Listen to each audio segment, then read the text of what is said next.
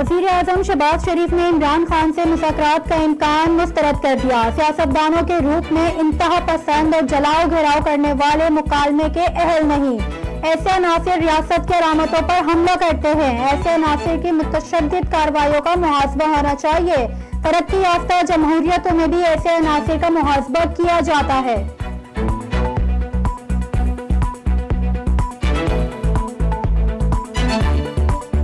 Belarus اور پاکستان کے درمیان مفاہمات کی یادداشتوں پر دستخط، دونوں وزراء خارجہ کی مشترکہ نیوز بریفنگ۔ وزیر خارجہ بلاول بھٹو زرداری کہتے ہیں پاکستان اور بیلاروس کے درمیان دو طرفہ تعلقات کو فروغ دیا جائے گا۔ سفارتی پاسپورٹ کے حامل افراد کو ویزا سے استثناء کے معاہدے سے دونوں ملک مستفید ہوں گے۔ بیلاروس کے وزیر خارجہ نے کہا پاکستان کے ساتھ دو طرفہ تعلقات کو مزید مضبوط بنانا چاہتے ہیں۔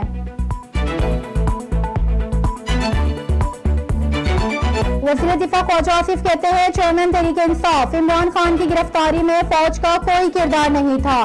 عمران خان کو فوج یا رینجرز نے گرفتار نہیں کیا تھا۔ رینجرز نے گرفتاری میں پولیس کی مدد کی تھی۔ عمران خان فوج پر غلط الزامات لگا رہے ہیں۔ عمران خان اب فوجی تنصیبات پر حملے کو توجہ پیش کر رہے ہیں اور لوگوں کو اکسانے اور منظم حملوں کا جواز اور بہانہ تلاش کر رہے ہیں۔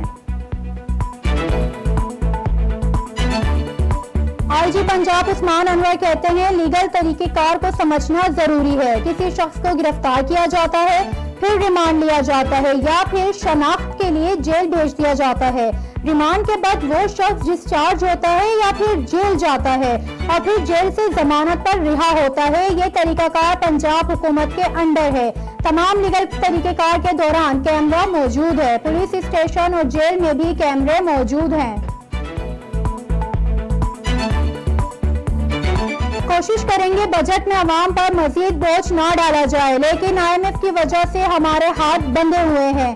وفاقی وزیر خزانہ سعودیہ کہتے ہیں آئی ایم ایف کے نویں جائزے کے لیے سب کچھ ہو چکا ہے۔ گزشتہ حکومت کی وعدے خلافی کی وجہ سے ملک کو نقصان پہنچا۔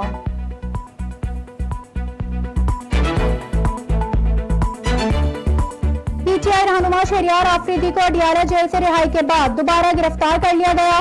شہریار آفریدی 3MQ کے تحت گرفتار ہونے کے بعد ڈی سی اسلام آباد کے احکامات پر 15 دن سے سینٹرل جیل اڈیالہ میں نظر بند تھے اور 15 روز کی اسیری مکمل ہونے پر انہیں آج رہا کیا گیا تھا۔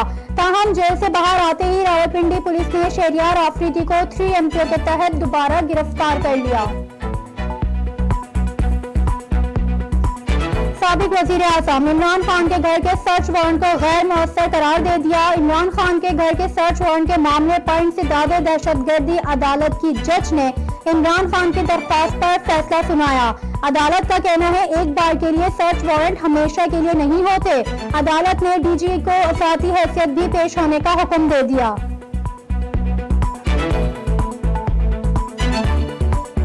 چیف آرگنائزر مسلم لیگ قاف چودھری سرور سے پاکستان تحریک انصاف کے منحرف اراکین اسمبلی کی ملاقاتیں، آئندہ انتخابات کے لیے پارٹی ٹکٹ کی یقین دہانی مانگ لی۔ چودھری سرور نے کہا جو زبان دوں گا اس کی لاج رکھوں گا۔ چودھری شجاعت حسین نے جس سے جو وعدہ کیا اس کو ہر قیمت پر نبھایا۔